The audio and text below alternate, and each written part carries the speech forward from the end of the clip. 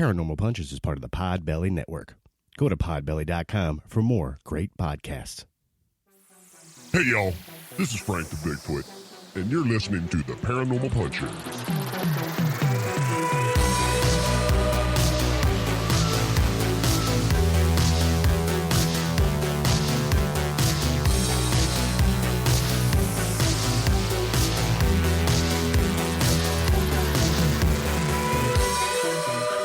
Hey friends, welcome to another episode of Paranormal Punchers. I'm Mark. I'm Alicia. I'm Nash. No Dave. No, Dave. Dave cannot join us.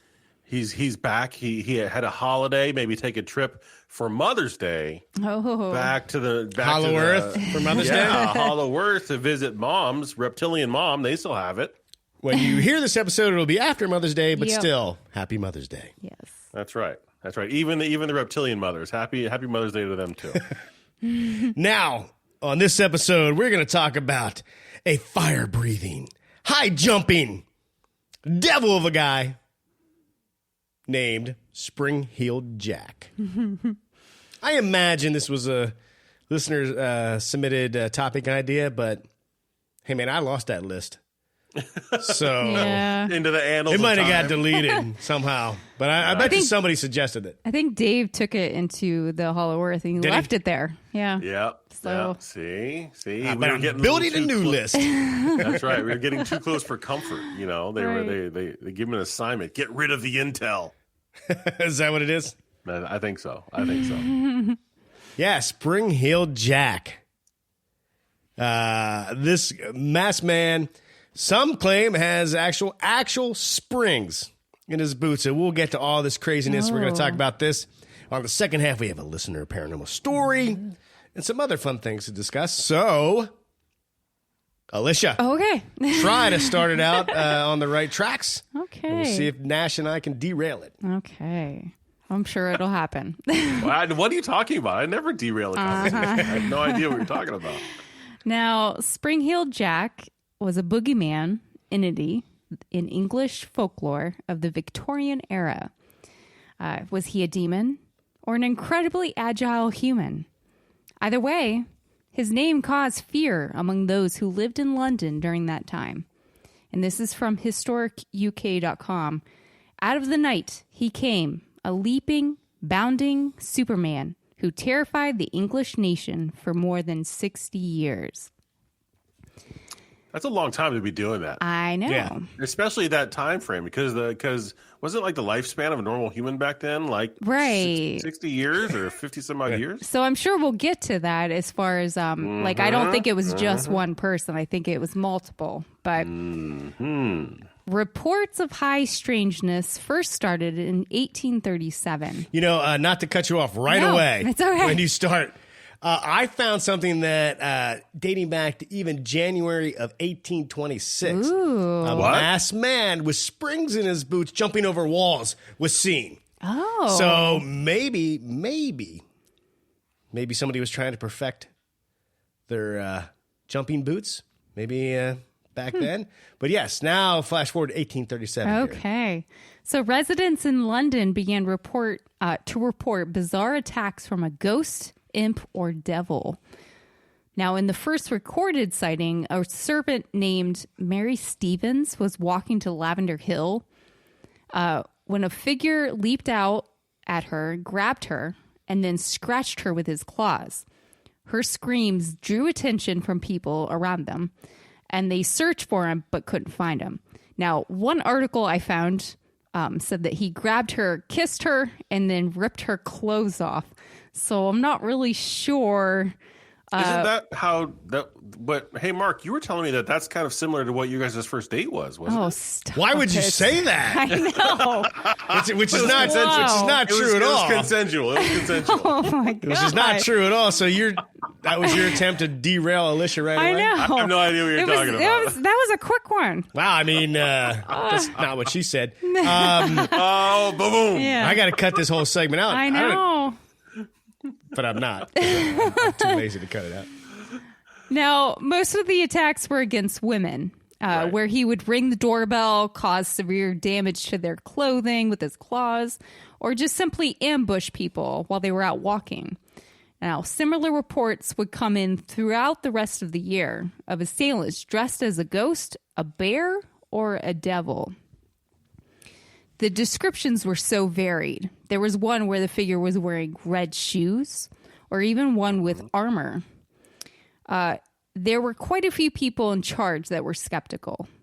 Even the Lord Mayor of London, John Cohen, he came out in January of 1838 to address what was going on.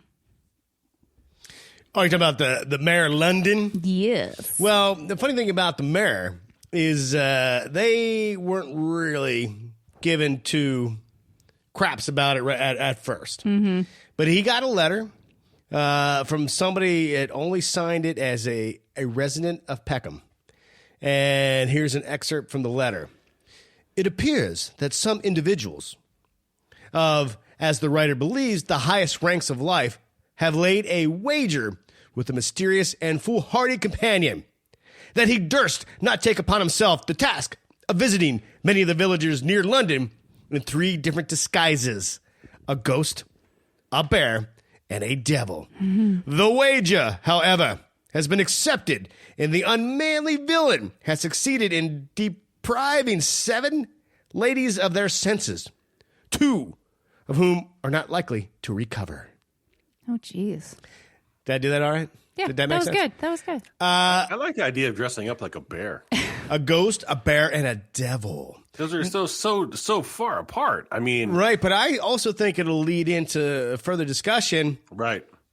that possibly, maybe, it wasn't one individual. Yeah. So the mayor, for some reason, he read this. He had a town hall meeting, and he read this letter out loud to whoever attended. And then that's when he decided, like, okay, look, we'll put some teams together. We'll put some people. We'll start investigating. Because up until then, he was just, they were like, It's crimes that let the police deal with it, that kind of a thing. But for some reason, this letter struck a chord, and he put some effort in. Like, all right, let's figure out what's happening here. Right. Now, just to jump in, up until then, the newspapers, now the newspaper's starting to cover it because of this letter. Right. And we have one called, they were calling him like the Metal Man, a couple different things. The West Kent Guardian called him Spring Heel Jack. Mm-hmm. But, and hopefully this isn't jumping ahead. Nope, go for it. But the publication, these publications called Penny Dreadfuls, they began covering the story and calling him Spring Heel Jack to the point where that's when the name solidified. Right. And everybody started calling him Spring Heel Jack. Now, was the Penny Dreadful? Wasn't that more of like a short story or a play or something like that? Yeah, well, I think it starts because it cost a penny, but then these are these stories of scary stories, sensational stories. Creepy stories. Yeah, because people were Something really that. hungry for some, because that was right around the Industrial Revolution time, and so people were hungry for some entertainment. They were, and there was a whole series on on TV called Penny Dreadful. Yeah, and they found that, I guess, the writers of the creators or whoever was doing it was saying that that people enjoyed the entertainment, but they really, really liked it when there was a touch of, oddly enough, of some violence and some action in it. People wanted some action in their lives, so they latched onto it. And that's like what you were saying, Mark. That's where the Spring Heel Jack name really, really stuck, because they were like, this is a not a great character, but a character that people can love and hate and, turn it into whatever. It has a lot of depth to it. It can anyway. Yeah. Now, the name Spring Heel Jack, that came like once all of these reports were coming in, they named him that. Why was he called this? Well, many of the reports involved him leaping either in front of or away from his victims in a way that no one should have been able to. The idea of this entity, though, really took shape after 2 of his most well-known attacks. Now, in February of 1838, account number 1. The doorbell of Jane Alsop rang, and a voice screamed out that they had caught Spring Hill Jack and needed some help. So she went out with a candle to give it to the person who had been yelling out. When he turned at her, he breathed a blue flame into her face, or vomited. I'm not sure. I saw a couple different things. Yeah, and I. Oh, there's a a big difference between breathing fire and puking. He vomited fire. Yeah, So, and what I had they used the term vomiting blue flame, and that's I kind of thought the same thing. I was like, well, is he puking, is he vomiting? or is he just like bleh, he's just like spitting it out, and maybe that's the descriptive word that they used, right? Maybe. So then, he vomited blue flame and then tore her clothes and her skin with his metal claws. So she tried to run away and into her house, but he kept cutting her with his claws until her sister came out and scared him off. Now, she described him as having red fireball eyes and wearing a helmet and a tight white outfit that looked like oilskin, which I think water can't seep into it. You know Waterproof? what I mean? Yeah, it's waterproof. Thank you. You're welcome. Thank you. I also saw another report that he ripped her clothes off as well. But right. Yeah, because he was like tearing at her with his claws and was just, yeah. Now, account number 2, which was just a few days later, in a different part of London, Lucy Scales was walking with her sister when a man jumped out and blew phosphorus blue flames into her face, causing her to get a seizure. And I think it happened, like, she was having the seizure for a couple of hours, I think, after. Oh, that's no good. Now, these 2 accounts and testimonies of these girls really helped the figure of Spring Hill Jack and his antics get popular in the minds and thoughts of those living in London and across England. The Duke of Wellington, even though he was like 70 years old, he went out with a gun on horseback to hunt and kill this guy. Now, Spring Hill Jack, he ultimately became a popular boogeyman and even a character in literature and plays, which you talked about. Parents would tell stories of a jumping devil to scare their kids into doing what they wanted. Even unsolved crimes, they got attributed to him, even though there's a good possibility he actually didn't do it. Now, even though it slowed down, eyewitness reports of him continued to come up all over the country, particularly in the Midlands, which I'm not sure exactly where that is. I'm assuming in the mid. It's in the middle? The mid. Kind of in the middle. Yeah. I think so. Yeah. It's not on the top or on the bottom. No, it's in the middle. In that central region. Yeah.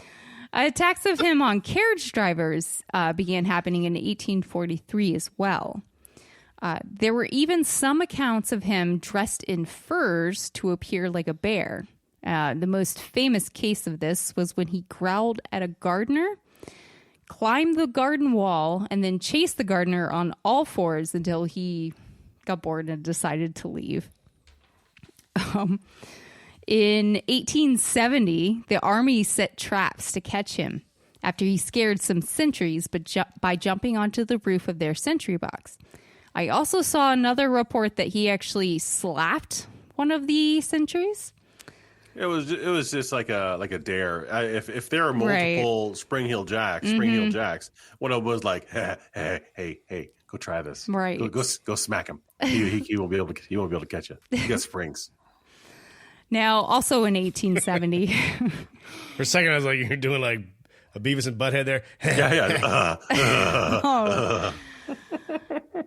Also in the 1870, he was shot by the townsfolk of Lincoln, but he just kind of laughed and then leapt away over fences and small buildings. And he was wearing a sheepskin at that point. So he's always wearing something a little bit different, but there's some similarities between some of them. Yeah. So I have two more to add to that. Okay. Let's see. In August 26th of 1843, there was a cloven-hoofed Jack. He assaulted a man at Commercial Road. However, the victim fought back against the cloaked figure and set him on fire, and he still got away. November of 1845 in Bermondsey. I don't know. But I don't know. Sounds good to me. A springing, leaping figure was seen by several witnesses bounding through Jacob's Island. Again, wherever that is. People of Jacob's Island, don't be angry at me. Sure, it's a very lovely place now. Right. The figure then grabbed a 13-year-old prostitute named Mary Davis on the bridge crossing the Folly How Ditch. old? 13-year-old prostitute. Aww. Yeah. Spat flames in her face and then threw her into the murky depths where she died. Oh. Her body was recovered and she became the first recorded death of Spring Heel Jack. Okay, because Wow. everything you had there, he's only attacked, messed with, tore clothing off. He has not killed anybody. He's not killed. Yeah. So this was the Interesting. the 13-year-old prostitute was his first actual killing. Huh.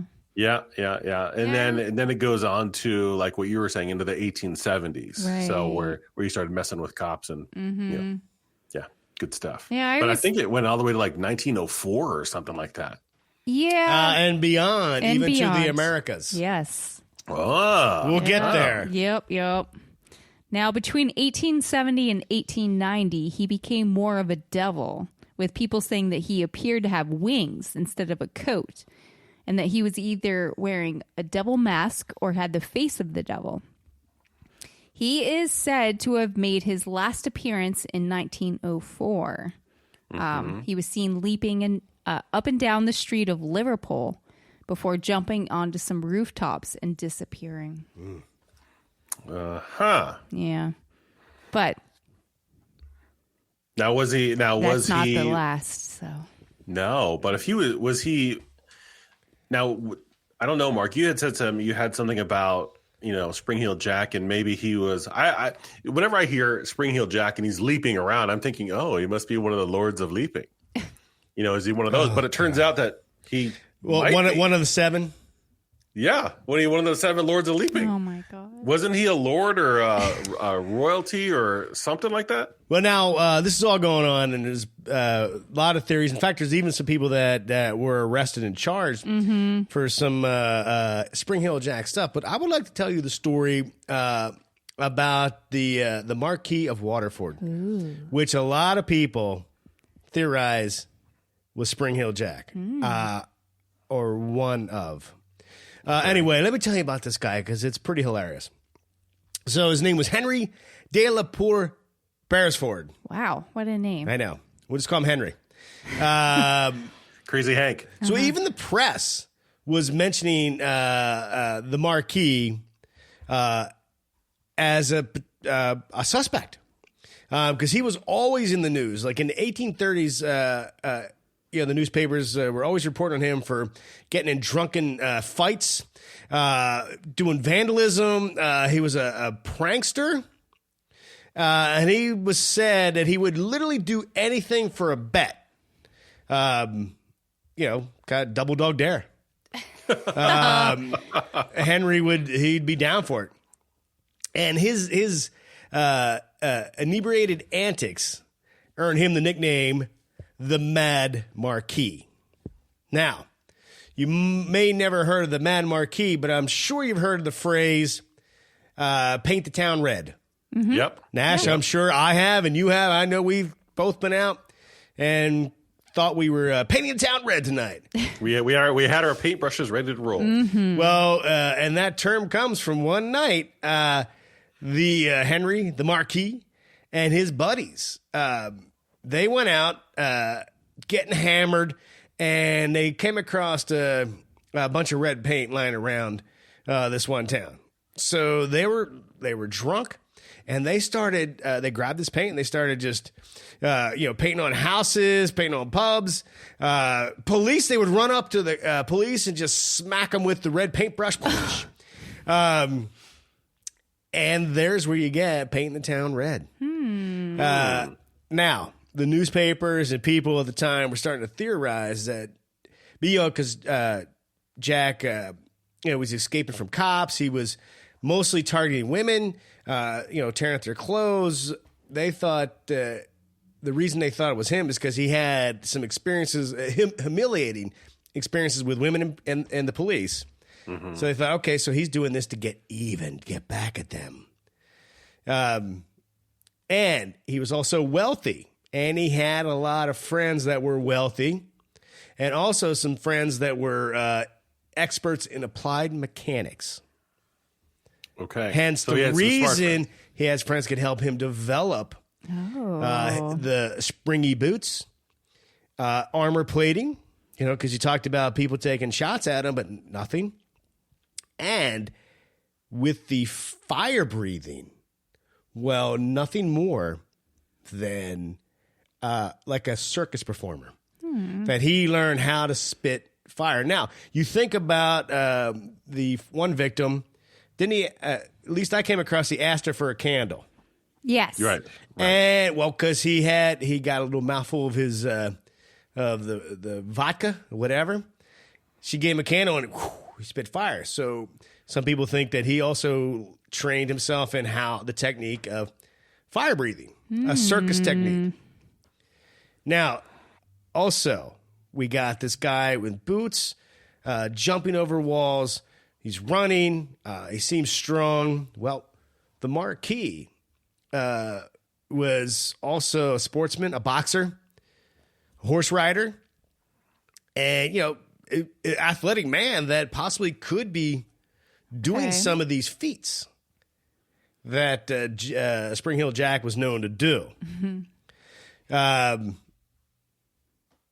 And another reason, now, I don't know if you came across this, Alicia, but one eyewitness, a young boy, said he swore he saw a W on the cloak of Spring Hill Jack. Yeah, I read that too. And Henry's the Marquis of Waterford. Yeah. Right. Yeah. And something about the crazy Henry is that there was one time, I guess he was caught wearing nothing more than like bear furs.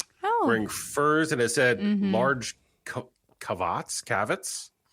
I don't really know if those are cavats. Cavats. I don't know if those are giant shoes or. He's got large caveats. I got caveats to everything. Yeah. And so I'm thinking, I think he was like downtown, like butt naked wearing furs. Mm-hmm. He was probably lit all the way up, Oh, boy. He was probably drunk out of his mind, but this guy was a guy who would do just about anything he wanted to when he wanted to do. He had no regard. Right. Apparently, he was also a very sadistic kind of person. Right. And with so that would be where he would have no problem doing some of the things that Spring Hill Jack did, but he had money and the resources also to get across town and do some of these things. Horses, coaches, even the supposed the bearskins, the armor. This was something that this rich dude back in the time would be able to afford and buy and assemble into some type of outfit. Yeah, and he was known to, I guess, I mean, it was from all the way from back when he was a kid, but he would start riots. He was just not a good dude. It's like I would imagine him wanting to go off and create some bad situation and go scare somebody or whatever and create a riot on the other side of town and then go do it. So the police would be drawn away so he could go do whatever it is he wanted to do. Well, and Jane Ossops, is that what the name? Yeah. Her father always suspected that the assailant had a helper, which now he has his friends that he painted the town red with. Were all about making these outlandish, crazy bets that they all did.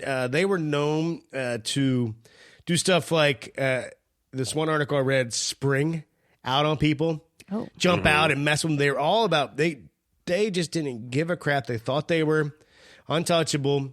So some theories is that the Marquis and his buddies were Spring Hill Jack, all of them. Yeah. That's why they could be at different places. That's why one guy can have an alibi because he was here, but it was happening over here because, it was more than one person. Right. That was one of the theories going around, that it was a gang of wealthy men that were doing this. They were dressing up and they were doing things on a bet or a dare. Yeah. So, Yeah, but he did die on a horseback riding. Okay, so he did get married. Apparently, he calmed down. He just but needed. he did die. He did Yeah, die. hold on. Yeah. Jumping to the gun there. But he got married. Apparently, he calmed down, stopped being an a-hole. But he did die. Let me see. So it was like 1842. He got married, calmed down, but he died in 1859. Oh, not that long. But also from a horseback riding incident. But also, reports of Spring Hill Jack still happened after 1859. Yeah, 50 years after. 50 years Again, plus his buddies. after that. that. Another theory again. The only difference is I'm not wearing hockey pads. Copycats. Yeah, Copycats. Right. for sure. I know that there were a lot of people that were arrested in regards to this. Thomas Milbank, he was arrested and tried for the attack on Jane Alsop. She insisted that the attacker could breathe fire, so he wasn't convicted at that point. But Right. and there was another one that, Captain Finch, he was arrested and convicted of assaulting 2 women while wearing a bullock hide skin coat. What's a bullock? I don't know. Oh, Bullocks? it's like a cowish. Is it a butt? It's a butt cow. skin? I thought bollocks were butt. What? Yeah, What bullock- did you say? bullock? Oh, buckskin. Oh, but I thought she said bollocks. No, it's Isn't that a it's butt? bullock. Or is that balls? He was wearing a skin coat, a skull cap, Put the lotion in the basket. horns, and a mask. Wow. Yeah. Wow. So I feel like there wasn't just one Spring Hill Jack. I feel like it was multiple people. Sounds like throughout this the guy's years. cosplay, though, wasn't quite on No, point. it wasn't. Now, see, I was thinking, the more I thought about this, I thought, okay, so it could be some pranksters going off and doing some stuff. Mm-hmm. But I was like, this is pretty violent. Some people died. True. I mean, you've got 13-year-olds getting killed. You got people really getting torn up. And I'm thinking maybe I thought it was more that it could have possibly been like a possession or something along those Ooh, lines. Yeah. Because during that time in England just finished, there was a really like a high point in English history where they were doing a lot of witch burnings. There were witch hunts. Did you say high point? High in frequency. Okay. High amount of, not like a high point like wahoo. Right. That's like not a good Woohoo, choice what are you of doing? words I'm there. going for a witch hunt. But so that got me thinking because that time frame was just after, there was a lot of witchcraft happening in England. So that got me thinking of maybe this was more of an effect of, because I think the witch trials and whatnot were happening in England were starting at like 1535 and went all the way to like into the 1700s, into like the late 1700s for about 200 years. Right. So that got me thinking about demon possessions, and maybe at that time, I don't want to say like maybe the putting skin around England was weakened because of all the activity and whatnot. So maybe this was a demon inhabiting multiple people, and it's just that this guy was a jerk and he was open to it, and his buddies, and maybe this was a demon that went followed him home, or who knows, maybe they did a seance or something. Yeah. I don't know. Some of the theories in the paranormal realm. One that I came across is a demon that maybe accidentally or intentionally summoned By into the this occult. world. Yeah. And then he just went on a rampage. Yeah.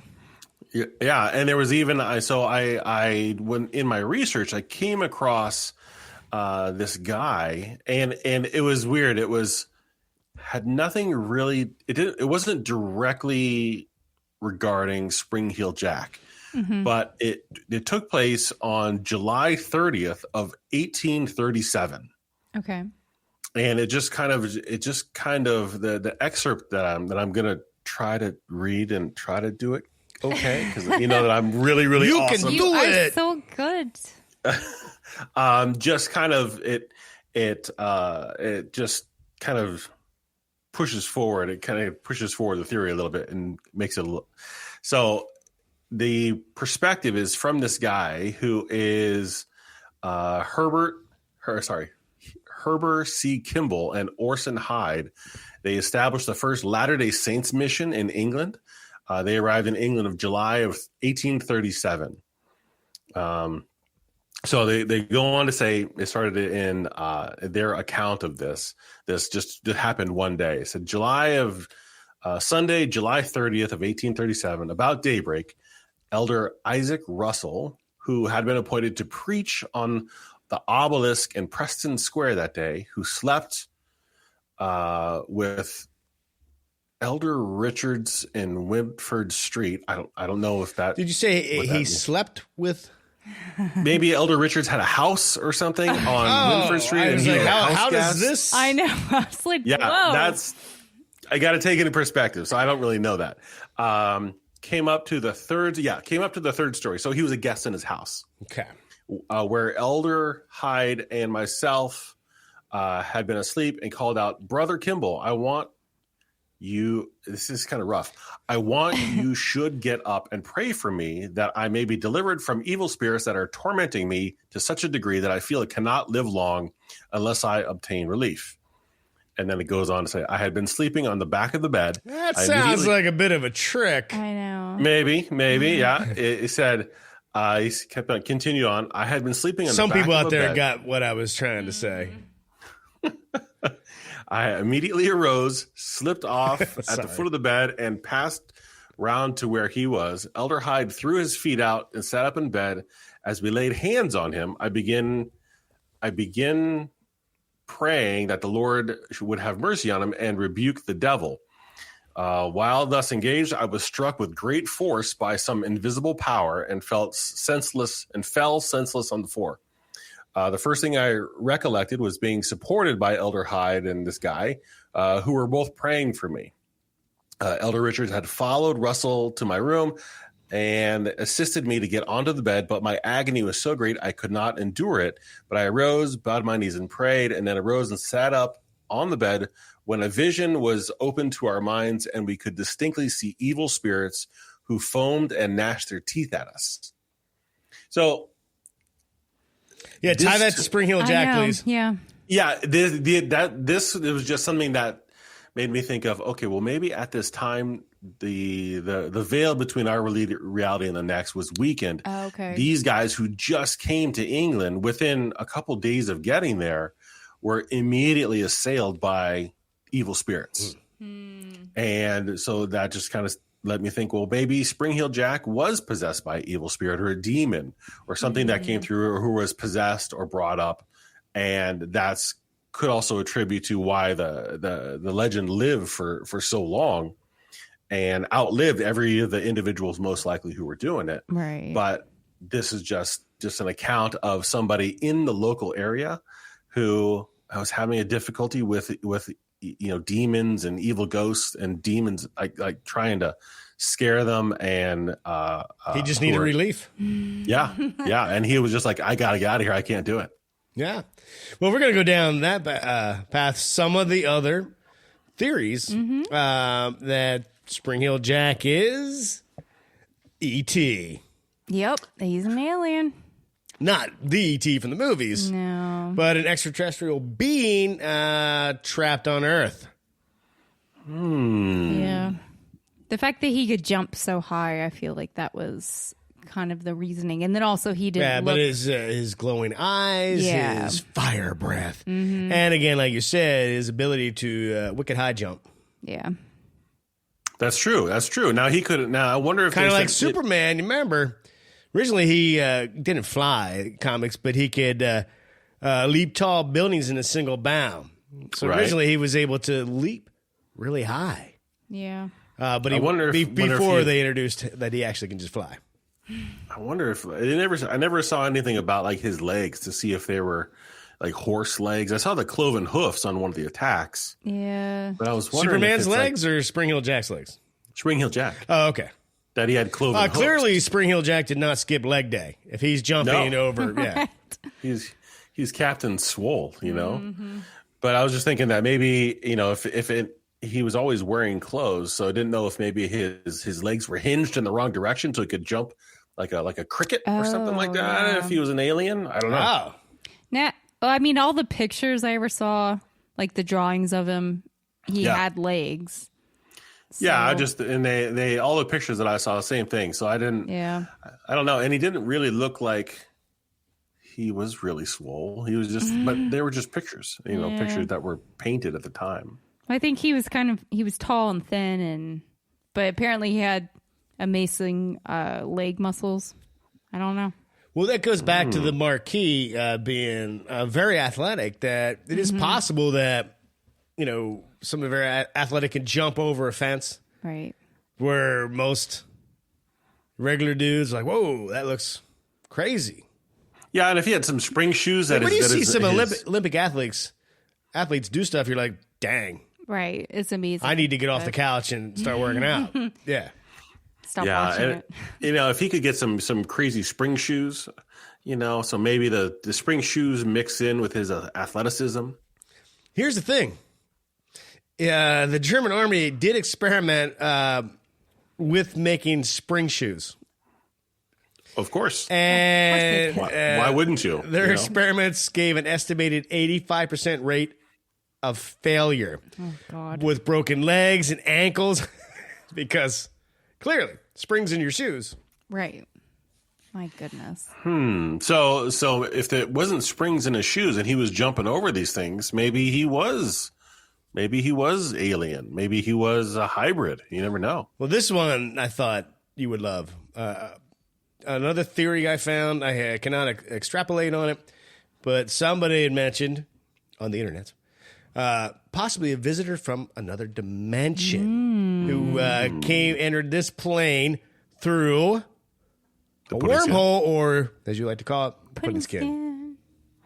Yeah, because I think that time frame in England, it was probably easy to get from one reality to the next.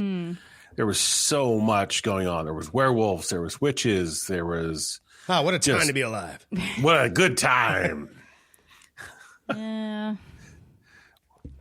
Yeah, so I can imagine that something came through and was maybe trying to look like a human and maybe, had the red eyes and could jump or could fly or who knows. Yeah. So after all that, and I had talked about the Marquis and him being rich, had some friends that were engineers. Yep. I would like to tie this in to Batman. So, I don't know when this was written. Which Batman written. are we talking about? Well, right now, the original 1938, Bob Kane and I forget the other dude's name. Forgive me. So this is a description from a Penny Dreadful magazine from an author called Alfred Barrage. That Spring Hill Jack was a wealthy aristocrat who assumed the disguise of a devilish, bat-winged avenger of the night, maintained a secret underground lair, and uses athletic and technological skills to battle evildoers. And there is a photo from the cover of a Penny Dreadful that looks an awful lot like Batman. Right. With the way his cape is. So a lot of people have talked like did the creators of Batman. Were inspired by that cover drawing of a Penny Dreadful. And then we're talking about a rich guy who could make this outfit. Well, that goes back to the Marquis of Madness, who was rich, could have access to those furs to make a chest plate for bullets. Now, people talked about him getting shot at, but bullets didn't stop him. Right. Again, I will go back to that. It's possible that the guns weren't accurate, or it's possible. In rushing, trying to shoot somebody, they were just missing. So there was nothing supernatural or special about the dude, except he might have had some metal armor on, or like stormtroopers, they just couldn't hit their mark. But I find it interesting that Batman sounds an awful lot like Spring Hill Jack. Yeah. Now, when the Marquis was like introducing himself to people? Did he often do the "I'm the Marquis of Waterford"? Well, he's going around during the day or when people see him getting drunk and acting the fool and starting some crap. And, you know, some of the Batman movies, when he was in his Bruce Wayne persona, Right. he was the playboy millionaire. The one scene in the Batman Begins, he got drunk, then bought the hotel where he just ended up so he can get in the water fountain. Yeah, that's where he's in the water fountain. Yeah. So, so people have theorized that maybe this or that cover of this one Penny Dreadful could have been the inspiration for Batman. Interesting. Now, glad that Batman is a force for good. And not trying to terrorize women and rip their clothes off. Right. Some say. Wait, what do you mean? Some say that Batman is not a force for good? He's not not necessarily. He's a force for himself. He's vengeance. He's vengeance. That's right. Yeah. That's right. And sometimes vengeance isn't a good thing. You know, sometimes he just needs to be hope That's right. That's right. to let the city know that there's Right. somebody there looking That's out right. for him. That's right. Obviously, Nash and I watched the Batman movie. The new car one. is the best. The car is the best. Oh, God, love that car. But yeah, Lish. Otherwise, Sure. Nash and I are going to start doing a spoiler review of the Batman. So you should bring us back. Of course. So everything I was saying, it was like his last appearance was in 1904. But I came across an article that showed that he was in the U.S. as well. In 1880, he was seen in Louisville, Kentucky, with the same look and characteristics as Jack. Thank you. He didn't stay long in Kentucky. He went back over to the UK, of course. Didn't like the food. Yeah. But don't worry. He'll be back, though. Why? I don't know. He was seen in 1938 in Provincetown, Massachusetts, where he was shot at with a shotgun before laughing and jumping away over a fence. Now, sightings and attacks on Cape Cod would continue until 1945. Now, the sightings in Cape Cod, they gave him a name. Did It was they? not Spring Hill Jack. They called this creature of the night Black Flash. And in some other papers, the Phantom. He'd be like, I am the vengeance. I am vengeance. Oh, boy. Now That was my best. That was my Cape Cod accent right there. Yeah, wicked vengeance. Yeah. Yeah, that's right, because he was in Massachusetts. It's like, He showed back up in Houston, Texas in 1953, North Carolina in 1973, and then in Plano, Texas in 1979. He went back to the UK in 1986, and then several unsupported sightings in 1995. So he's building up miles, points. And his not American Express, U.S. Western Airlines, whatever. You can build up those points. He's Yeah. flying all over the place. I know. Well, which, leads to the fact, like, could he be the devil or a demon? Was he a ghost? Or was he just a creepy man with copycats in the years after? I'll give my opinion. I leaning towards possibly the Marquis of Madness, messing around, but inspiring his buddies to do the same. And then you got copycats throughout history. Even over here, like when the news and those stories get over here in the U.S., then you can still have people doing copycat. Right. I don't think it was a demon that is just traveling on continental flights to mess around. I think the one guy inspired people to continue to dress up and just wreak havoc. Yeah. see, I kind of lean more towards the Marquis and his buddies were idiots, and they were doing a seance, and they released something. God. You think, okay, well, they sounded like a pack of idiots. Yeah, they're a couple of hammerheads. And they were and the all- guys that definitely would find a book in Latin and go like, We should totally read that out loud. Yeah. This has me What's doing this some book of- artwork on the ground with a circle and a star and some candles, and why not? Let's do it. Yeah. What's the worst thing that could happen? Yeah. Yeah, what's the worst that could happen?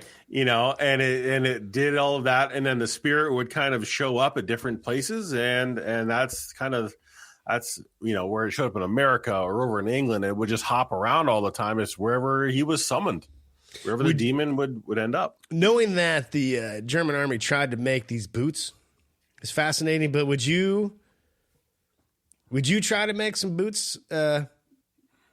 Would you put a pair of boots on and give it a shot? See if you could jump over a 9-foot fence. Oh, jeez. Well, for me to wear spring boots and to do it, the springs would have to be like shocks on a semi.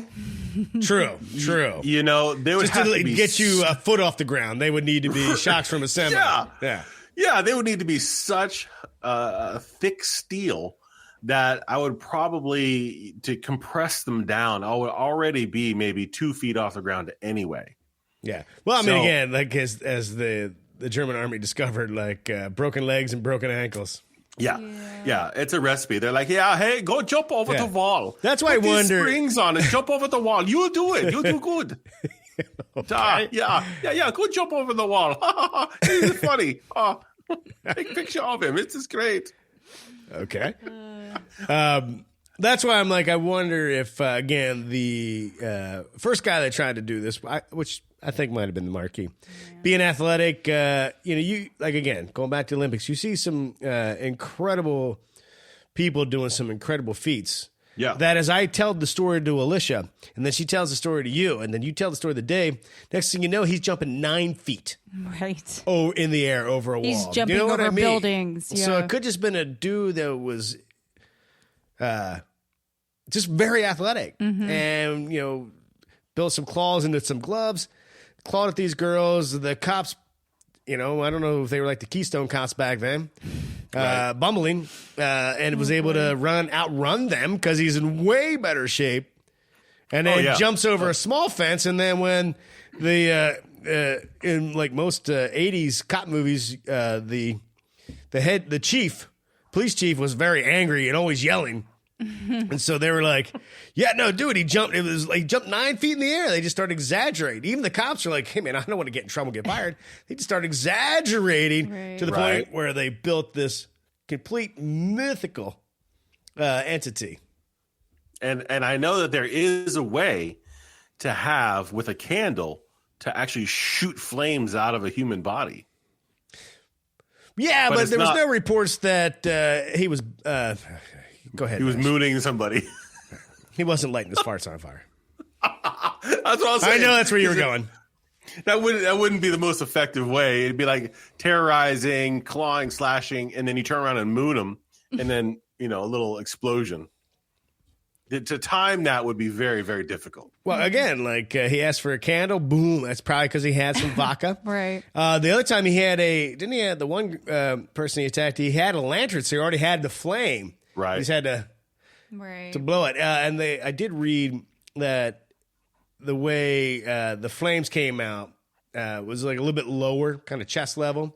Yeah. Which fire breathers do.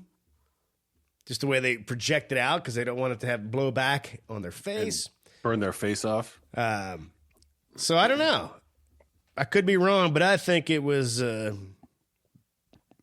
bunch of a-holes.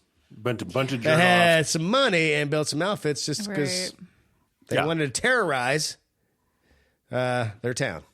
Yeah, and it was also, it gave some entertainment, in that area, and the Penny Dreadfuls pick it up because they needed some entertainment. Because was it right around that same time that Jack the Ripper was doing his thing? I think it was right around that. Yeah. I feel like his name popped up in some of my research. Yeah. And so this was kind of, it wasn't exactly at the same time in that 1837, but I think the two were pretty close, and people were afraid and people were scared to go outside. Of course. Yeah. Yeah. I feel like and he had set the stage for this to happen. So right. So maybe the entertainment maybe it was latched on because it gave some people maybe some confidence to go back outside to say, oh, it could have been this or it could have been that. And when you have this terrible, horrific thing happening outside that everybody's terrified about. Yeah. I don't know. You know what? Yes, exactly. Yeah. And with that, why don't we take a quick break? We'll be back with any final thoughts that you might have on it. But we got a listener paranormal story, and who knows what else. We'll be right back. And we're back. I am vengeance. I am the night. What's that accent? Are you like Dracula? I was trying to slide into my Cape. Vengeance. I was trying to slide into my Cape Cod again, but it didn't work. It didn't work. Didn't quite hit it. I am vengeance. It's just get some lobster up there after some vengeance. Yeah. If it's Massachusetts, he's like, I'm gonna park the car. I'm gonna go park the Batmobile. I gotta go park the Batmobile. Everybody in New England area right now is like, these guys suck. They suck so bad. They're idiots. All right, I found the whole story of Spring Hill Jack interesting. Again, they never truly caught. They did try some people. Mm-hmm. They never truly caught this guy.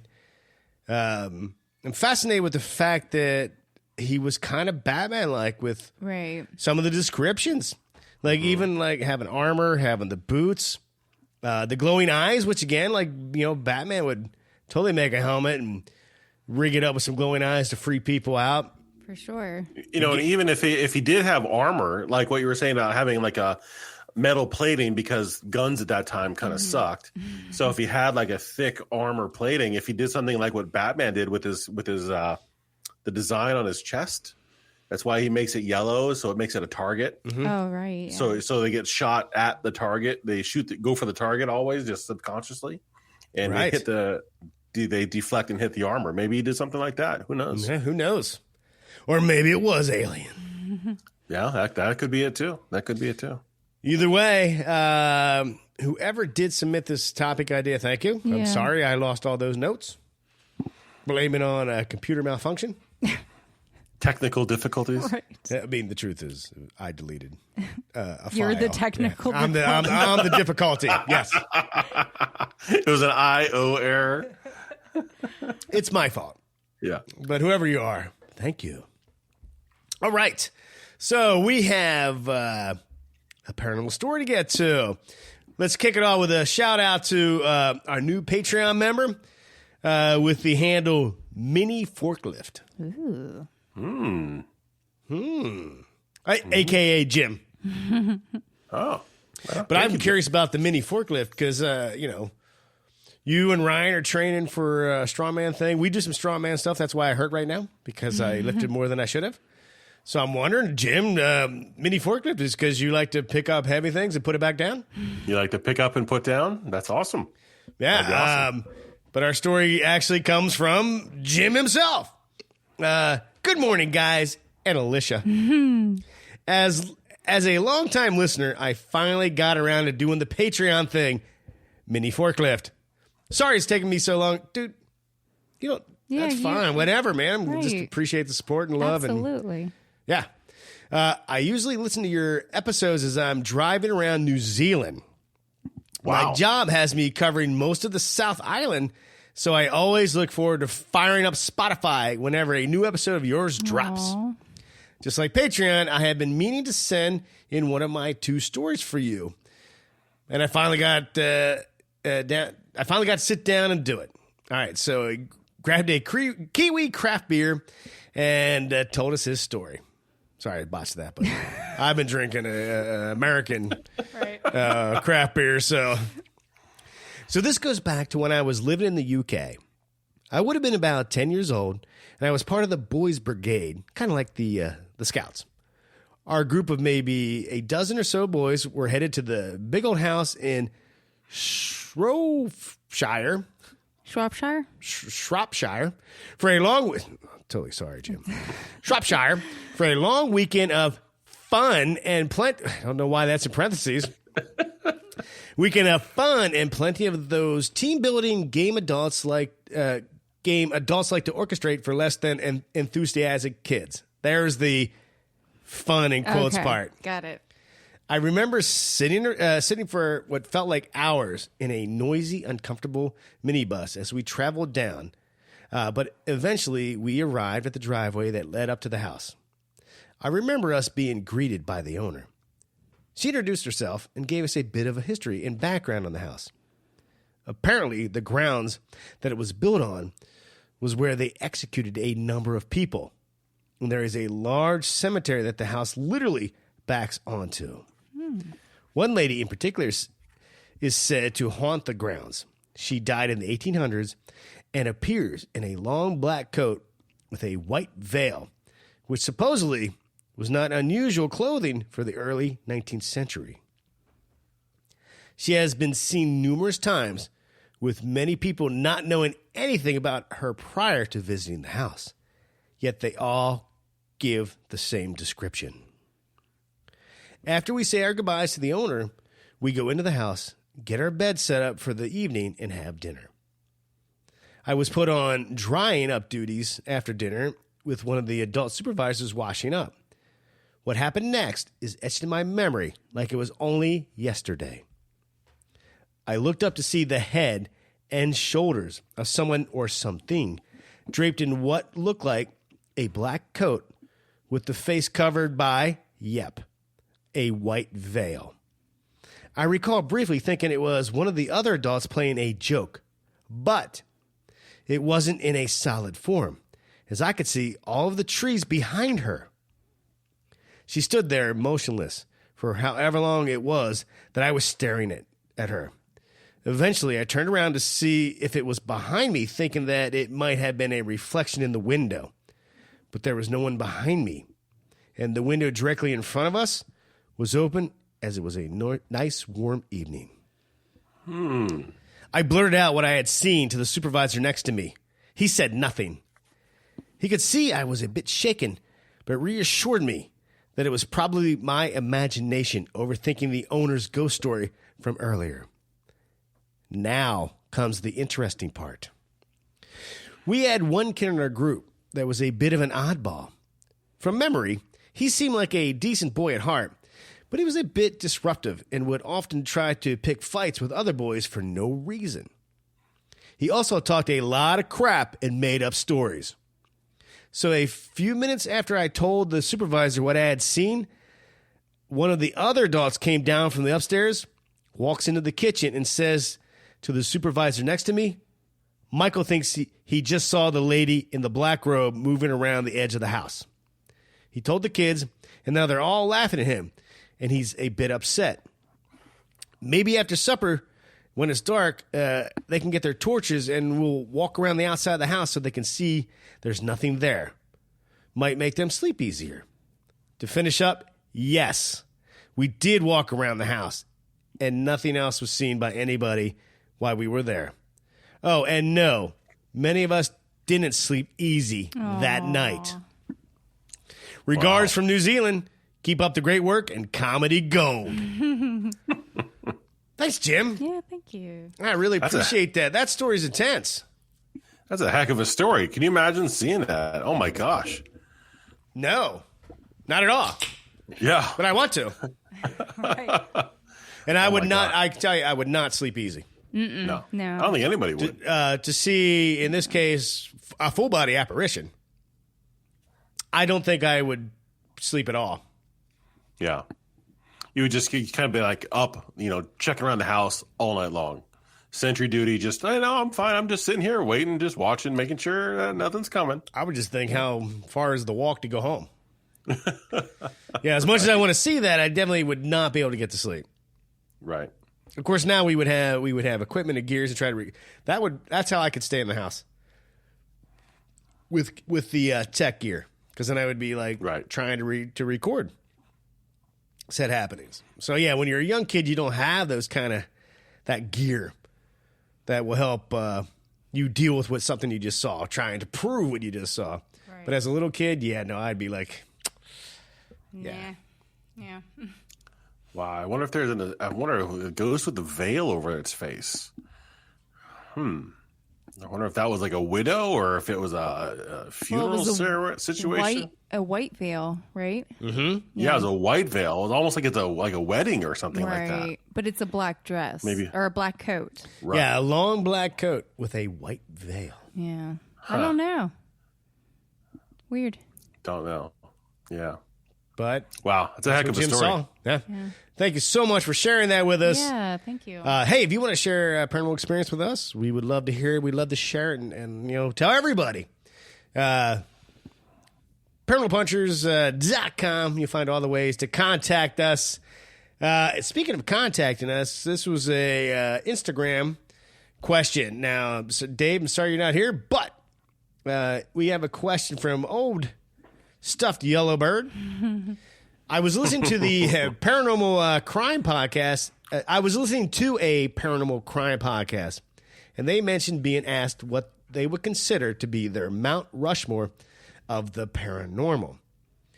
So I was wondering what you guys would consider your paranormal or cryptid Mount Rushmore. Well, I didn't read that too great, but whatever, we got there. So what would the Mount Rushmore, the top 4, I'm assuming? Top. Okay, we can go with top 4. All right. Right, because There's 4 heads there? Yeah. Top 4 paranormal experiences. Like Things to see. Right. So like you guys your want me to go? favorite- You guys seem to yeah, be floundering. I know, I'm sorry. First, I'm going to go for Dave. And Dave would say Atlantis, and Atlantis. Dave, I can't believe. Are we doing that in spite that we won't do an episode on Atlantis? Just because Dave really wants to talk about Atlantis? I Possibly. Mine are pretty simple. And if you've listened to the show long enough, you know it's going to start with Bigfoot. know. Yeah. Sasquatch. That is for me, the one thing. I just really want to know if it's.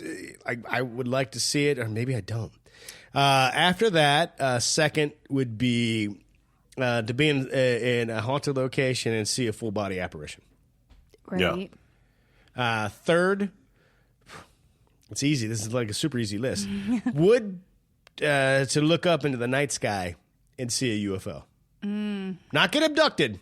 Not get probed. No. Just see the ship go by, and maybe pick up Nash and probe him. Yeah. Nice. Thank you. And after that, the third one, I know I had to go back to cryptids and being in Pennsylvania, next to New Jersey, like, A flying I got the one, Jersey Devil. Mm-hmm. Yeah, but really, no, it'd be the Yeti. Yeah. Okay. It'd be another Sasquatch type creature. Okay. Right. I'm pretty much on board with everything you just said too. I think I would put Nessie in there. Like I've always wanted Nessie to be real. But Who doesn't? I know. Wasn't it Aleister Crowley's place? It wasn't on the edge of Loch Ness. Yeah. On the that's lock, that's like a buy one get one right there. Right. You know, you can go see Nessie and go to his place. So you want to go to the Boleskine house? Yeah. And Loch Ness. Mm-hmm. I hope something jumps up at you. I went to Loch Ness a long time ago, but I never saw Nessie. So. Yeah, I would like to go to 1 or 2 of the gates to hell. Okay. And see if there's anything there. And are you sure about that? Yeah, I don't want to like go up to it. I just want to see it from a distance and see if we can like throw rocks at it or something like that. Yeah. Or, and I'm wondering if this question, because Mount Rushmore has 4 heads carved in the rock, I'm wondering if it's more the one most paranormal thing that you have to see or you want to see so badly. Not 4. All those that I mentioned, I want to see all of them. But let's boil it down to one. Just that one thing that you've been thinking about all your life. That if I just see this, I'll know I was on the right track. My life and my thinking. That's a tough one because I would think my top 3 would be the Hoibasiu forest. Ooh, yeah. Go to that clearing in the middle of the forest there. I would love to go there and see if compasses go crazy. So what happens to some diodes? The gates to hell, and I would love to see somebody transform into a werewolf. Ooh. That would be fantastic. That'd be the last thing you saw. The person transforms into a werewolf and then eats you. Well, yeah. I know sacrifices to see your favorite thing in the world. I know there's sacrifices. I get it. I think those three. I mean, I would love to know that werewolves were truly existed. So to see something like that happen firsthand would be amazing. You know, and then I think that the Hoibasiu forest. I think that would be really bitching. Yeah. I definitely don't want to see a werewolf transform like in Wolf Cop, because that would be super weird. Right.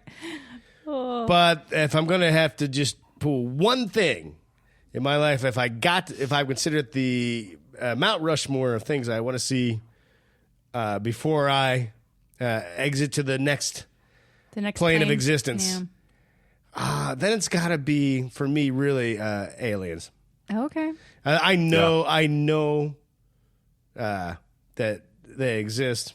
I would love to see their ship come down. I love having an experience like in the Rendlesham Forest, where they saw the ship. He touched it, and he got that. I saw all these numbers and these math problems in his head, and like I know aliens are out there.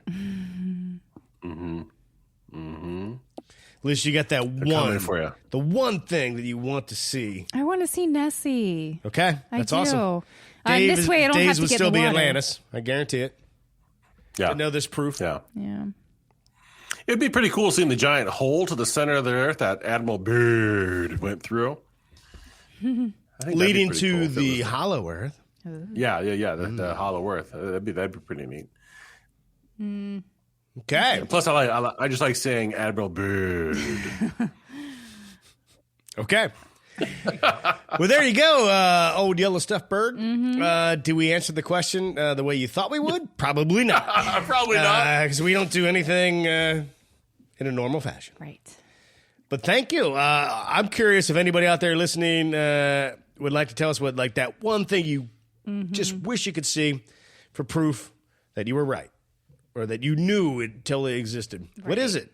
Again, for me, it's a huge struggle with Bigfoot and the alien. But at this point, I'm like, alien is definitely a sure thing. At some point, I feel like I'm going to look up into the night sky. What if Bigfoot is an alien? Well, I won't see him. There's no what if. Bigfoot is an alien. I just say I'll probably miss Bigfoot because I'm looking up into the night sky looking for that UFO. Well, all you got to do to be able to not catch Bigfoot is to see Bigfoot is you just got to throw some trash out in the forest. They make it look like space junk, and Bigfoot will come and go pick it up and clean it up. I hope one day you throw trash out in the forest, and then Bigfoot shows up and kicks your ass. Yeah, it just for littering. Oh, don't do that. Littering. Because that's what he does. He's really helpful. Speaking of Bigfoot, we have a new comic out called Bigfoot Ridge. Hold on, my dog's barking, but not a Bigfoot, just because she sucks. I love her. Bigfoot Ridge, you can go to paranormalpunchers.com, click on shop, and you'll find some details on how to buy the comic book. Yes. Or you actually just go to bigfootridge.com. Right. Because I'm buying all the domains out there. But check it out. It's a what-if story. What if Paranormal Punchers, but not Dave, but he plays in later. Don't worry, Dave plays in later. What if we went to film a documentary with a guy who claims to have seen Bigfoot, and everything goes bad. It goes bad. Check it out. We are working on how to make it into a movie and an audio drama. Audio drama too. So if you get the comic book now, it'll be worth the exact same amount when we make the movie.